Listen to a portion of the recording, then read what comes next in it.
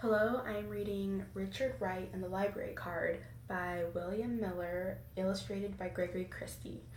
My audience for this book is about 7 to 11-year-olds, so maybe upper elementary school.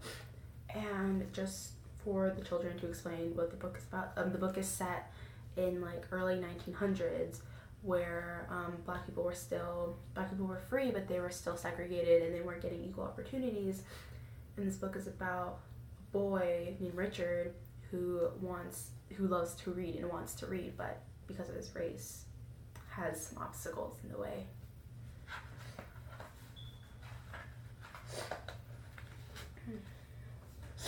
Richard loved the sound of words. He loved the stories his mother told about the farm where she grew up. "There was a willow tree by a bend in the river," she explained. "I dreamed all my girl dreams down there." Richard loved to hear his grandfather tell about the war, how he ran away from his master and fought the rebel army. "I was only a boy," his grandfather said proudly, "but I fought as well as any man. I fought in the rain and in the mud. I carried the flag at the head of the troops." Richard longed to read stories on his own, but his family was very poor. They moved often, looking for work in different towns and cities. His father cleaned office buildings. His mother cooked in the kitchens of wealthy white people. Richard had little chance to go to school. His mother taught him when she could, reading the funny papers out loud, sounding each word carefully.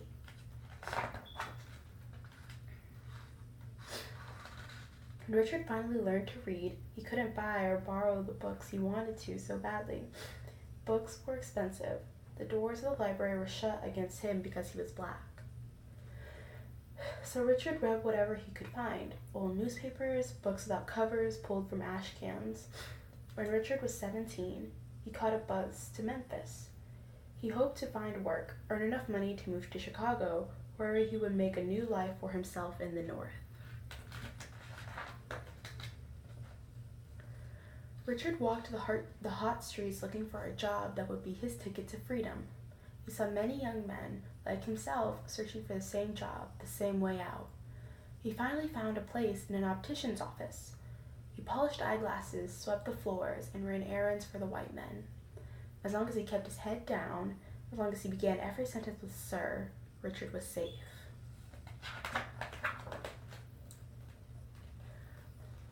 At night, Richard returned to the boarding house where he had rented a room. To save money, he ate beans from the can, warmed by water from the tap. Listening to the noise of the street below his window, Richard felt a familiar hunger for words. There were thousands of books in the public library, but only white people could get a card, could take them out. But Richard had an idea.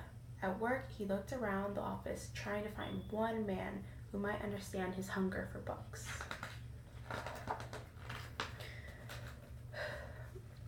For the most part, they were like so many white men he had known before.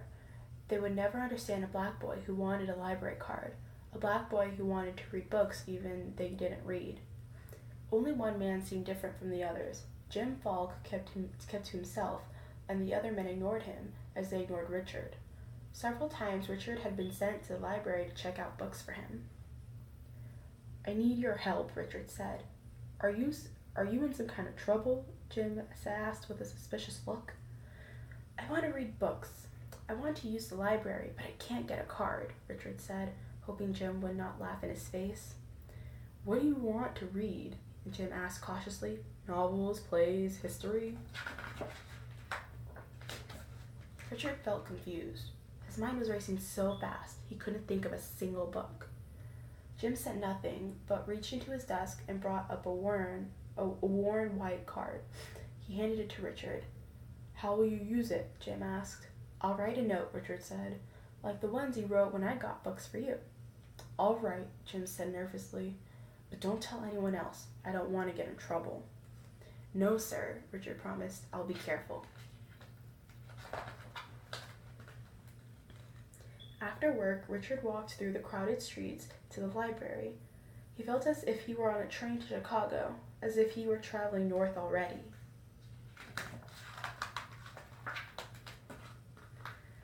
But when Richard walked through the door, he felt the old fear again. Many heads were raised at the sight of a black boy in the library. Richard kept his eyes down, not looking up until he stood before the checkout desk. The librarian put on her glasses to make sure she wasn't seeing things. Richard handed her the note he had written and stepped back. "Why can't Mr. Falk get his own books?" she asked sharply. "He's very busy," Richard replied, his legs trembling. "All right," the woman said. "But you tell Mr. Falk I'd rather see him in person next time." Richard roamed the stacks, unable to believe there were this many books in the world. He touched the leather spines and fingered the pages he had dreamed about for such a long time. "Are you sure these books aren't for you?" the librarian asked in a loud voice when he went to check them out. Once again, heads turned, and Richard felt the eyes of white people on him. He thought he had been caught, that he would never be able to read the books he wanted so badly. But Richard told the lady what she wanted to hear, what she believed was true about all black boys like him. "No, ma'am," he said. "These books aren't for me. Heck, I can't even read." The librarian laughed out loud and stamped his books. Richard heard other people laugh as he walked out the door. That night in his room, Richard read until the sun dimmed the electric light.